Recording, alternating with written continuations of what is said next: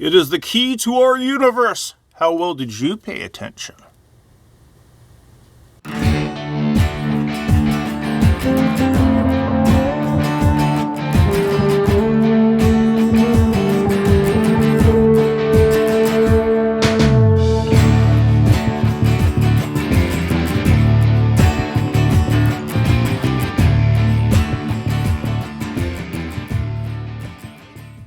Hey everybody, I just had you do the syllabus quiz, and rather than me sit and grade it and put comments on everything, I thought I'd just put together a video which would show you all the information the way it's supposed to be.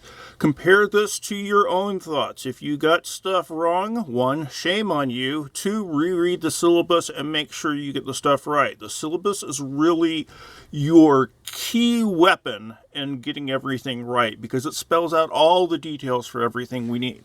So, let's jump into it.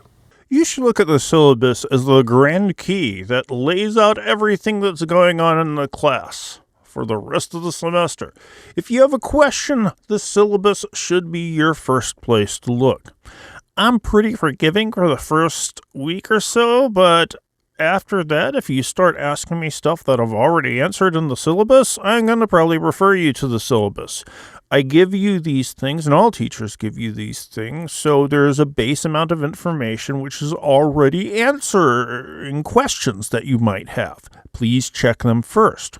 And the reason I wanted us to have a quiz going over the syllabus is because I wanted to make sure that you read this thing and read it with a certain amount of depth. I even gave you an open book quiz today in class because I wanted to have another time to force you to read the thing. Really, it's a key to understanding what's going on, and the more you understand the syllabus, the better off you'll be. So let's go through them. Question 1. What is the name of the final essay?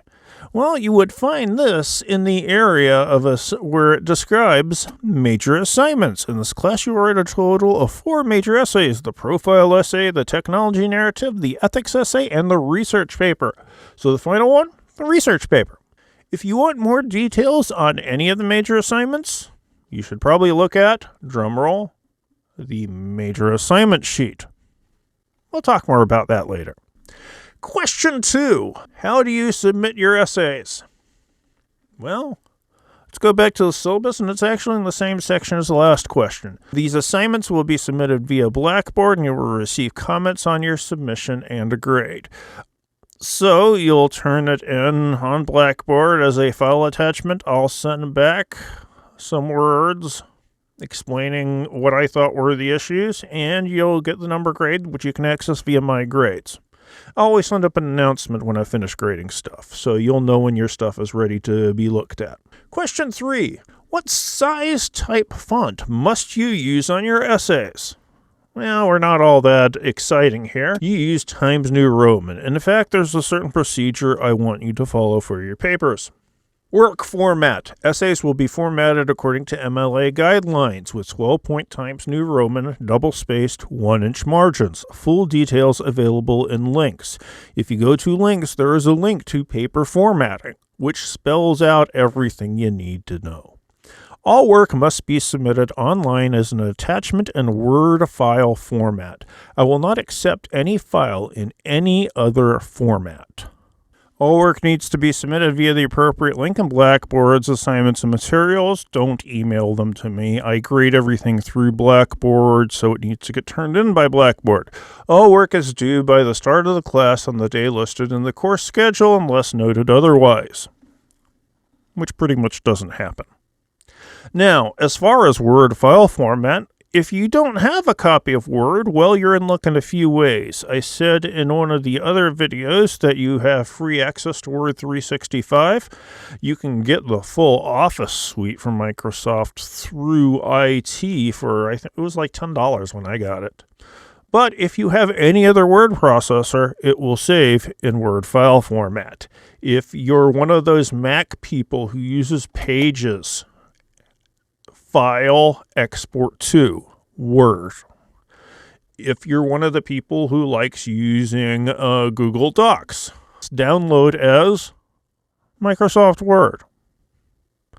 So there are options. You can get the thing definitely saved in the proper format. It's good. Question 4. What must you do to revise a graded essay? Well, this is something we cover. While the major assignments are graded qualitatively, you are allowed to revise your work for grade reconsideration. If you choose to do so, you must come see me in person. Obviously not in person. We'll do this the way we do conferences, which is we have an area on Blackboard Collaborate. Just above where you sign into the class sessions, there's an open room. We'll meet there. We'll talk about your paper. You must schedule a conference. You must bring a revision plan. The major assignment sheet spells out what I want from a revision plan. There will be no revision conferences in the last week of the semester. In fact, there's a due date on the syllabus for the last day I'll take late work and the last conference deadline, and that's also the last day I'll take a revision. So there's plenty of warning out there. Question 5. What sources are specifically forbidden for academic essays? And the answer is Wikipedia. Now, Wikipedia isn't a problem because it's user-created. Wikipedia is actually very on target with their information because, as a colleague of mine found out who wrote his dissertation about this stuff, they have a very contentious user base when it comes to controversial topics, and people will argue back and forth for a long time. So the information is generally as correct as any other encyclopedia. The problem with it is it's a general interest source, and you can't use those. This is the kind of thing which is designed to give you an overview. We don't want overviews. We're in college now. We want to get more specialized stuff. The section of the syllabus that talks about this is research. It is your responsibility to use sources that are reliable, accurate, intellectually in-depth, and current, and, of course, to appropriately cite all the sources you do use.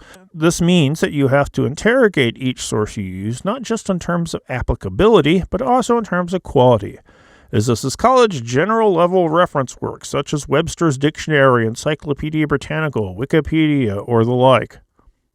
You could put ask.com or dictionary.com or any of that kind of stuff on there. Are not allowed. Instead, use specialized reference tools such as the Encyclopedia's Capitalism. I actually wrote a few articles for that.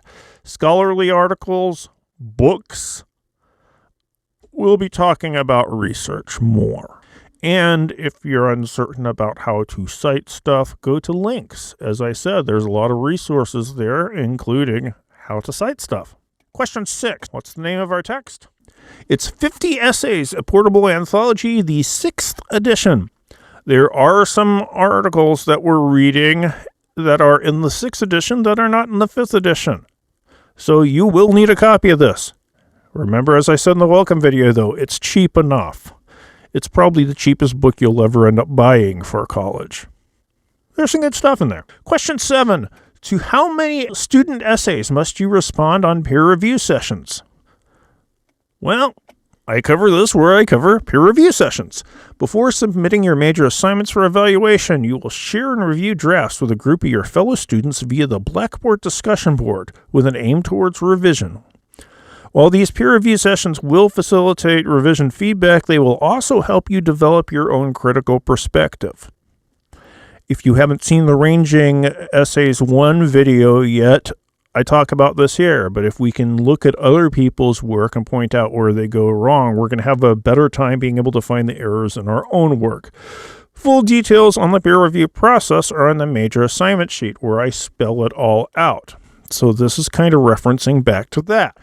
Basically, the way it works is you'll have a copy of your draft and a draft evaluation form ready by the start of the class peer review day. You will have them uploaded to the discussion board forum for the peer review day. You'll start your own thread, upload the stuff as copies. You'll do that, then you'll claim 2 other students' papers. You will review each of their draft evaluations and their drafts, and you'll respond using the document evaluation form. You'll give specific commentary, you'll send the document evaluation form back to them, and then at the end of the peer review session, everybody not only gets to look at other people's papers, but they have 2 sets of feedback on their own.